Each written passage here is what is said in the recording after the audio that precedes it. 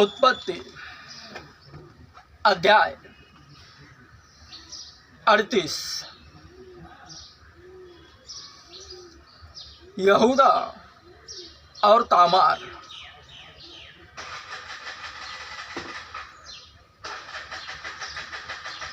उन्हीं दिनों में ऐसा हुआ कि यहूदा अपने भाइयों के पास से चला गया और हीरा नामक एक अब्दुल्लावासी पुरुष के पास डेरा किया।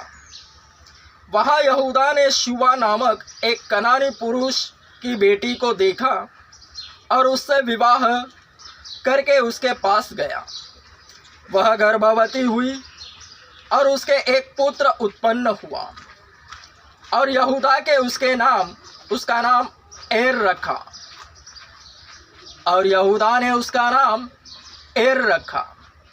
वह फिर गर्भवती हुई, फिर उसके एक पुत्र और उत्पन्न हुआ और उसका नाम ओनान रखा गया। फिर उसके एक पुत्र और उत्पन्न हुआ और उसका नाम शेला रखा गया।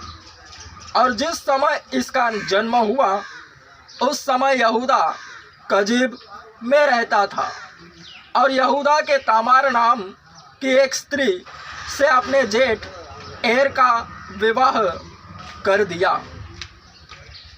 परंतु यहूदा का वह जेठा एर यहोवा के लेखे में दुष्ट था, इसलिए यहोवा ने उसको मार डाला। तब यहूदा ने ओनान से कहा, अपनी भौजाई के पास जा और उसके साथ देवर का धर्म पूरा करके अपने भाई के लिए संतान उत्पन्न कर। ओनान जानता था कि संतान मेरी न ठहरेगी, इसलिए ऐसा हुआ कि जब वह अपनी भौजाई के पास गया तब उसने भूमि पर वीर्य गिराकर नाश किया, जिससे ऐसा न हो कि उसके भाई के नाम से वंश चले। यह काम जो उसने किया उससे यहोवा अप्रसन्न हुआ और उसने उसको भी मार डाला। तब यहूदा ने इस डर के मारे कि कहीं ऐसा न हो कि अपने भाइयों के समान शेला भी मरे, अपनी बहू तामार से कहा, जब तक मेरा पुत्र शेला सियाना न हो जाए तब तक अपने पिता के घर में विधवा ही बैठी रह। इसलिए तामार अपने पिता के घर में जाकर रहने लगी। बहुत समय के बीतने पर यहूदा की पत्नी जो शुवा की बेटी थी वह मर गई। फिर यहूदा शोक के दिन बीतने पर अपने मित्र हीरा अब्दुल्लावासी समेत अपनी भेड़ बकरियों का ऊन कतरने वालों के पास तिम्नात को गया और तामार को यह समाचार मिला, तेरा ससुर अपनी भेड़ बकरियों का ऊन कतराने के लिए तिम्नात को जा रहा है। तब उसने यह सोचकर कि शेला सियाना तो हो गया पर मैं उसकी स्त्री नहीं होने पाई, अपना विधवापन का पहिरावा उतारा और घूंघट डालकर अपने को ढांप लिया और एनेम नगर के फाटक के पास जो तिम्नात के मार्ग में है जा बैठी।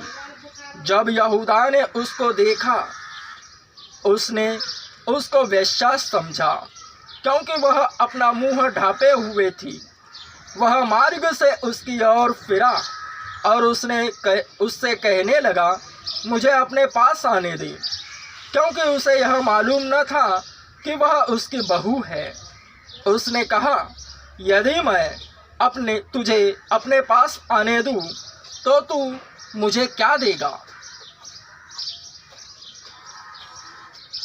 उसने कहा, मैं अपनी बकरियों में से बकरी का एक बच्चा तेरे पास भेज दूंगा।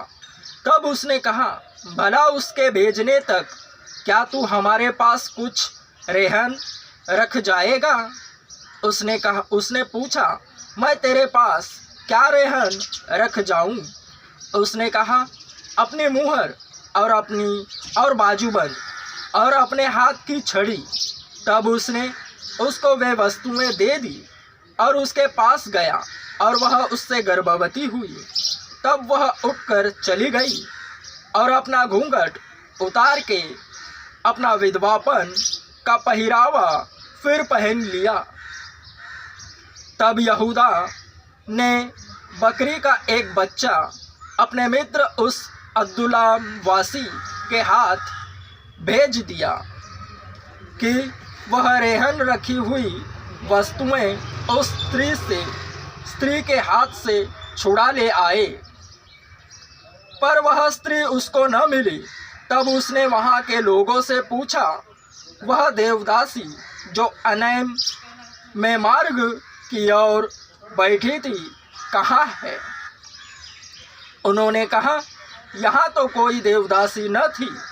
इसलिए उसने यहूदा के पास लौट के कहा, मुझे वह नहीं मिली। और उस स्थान के लोगों ने कहा, यहाँ तो कोई देवदासी न थी।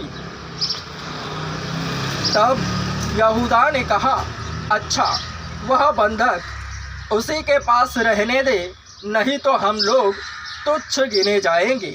देख, मैंने बकरी का यह बच्चा भेज दिया था, पर वह तुझे नहीं मिली। लगभग 3 महीने के बाद यहूदा को यह समाचार मिला, तेरी बहू तामार ने व्यभिचार किया है, वरन वह व्यभिचार से गर्भवती भी हो गई है। तब यहूदा ने कहा, उसको बाहर ले आओ कि वह जलाई जाए। जब उसे बाहर निकाला जा रहा था, तब उसने अपने ससुर के पास यह कहला भेजा, जिस पुरुष की ये वस्तुएं हैं, उसी से मैं गर्भवती हूँ। फिर उसने यह भी कहलाया, पहचान तो सही कि यह मुहर और बाजूबंद और छड़ी किसकी है। यहूदा ने उन्हें पहचान कर कहा, वह तो मुझसे कम दोषी है, क्योंकि मैंने उसका अपने पुत्र शेला से विवाह न किया और उसने उससे फिर कभी प्रसंग न किया। जब उसके जनने का समय आया, तब यह जान पड़ा कि उसके गर्भ में जुड़वे बच्चे हैं। और जब वह जनने लगी, तब एक बालक का हाथ बाहर आया और धाय ने लाल सूत लेकर उसके हाथ में यह कहते हुए बांध दिया, पहले यही उत्पन्न हुआ। जब उसने हाथ समेट लिया, तब उसका भाई उत्पन्न हो गया।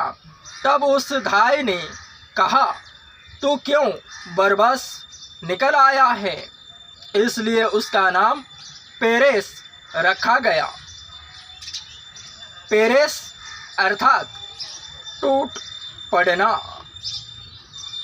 पीछे उसका भाई, जिसके हाथ में लाल सूत बंधा था, उत्पन्न हुआ और उसका नाम जेरह रखा गया। जेरह अर्थात लाल या चमक।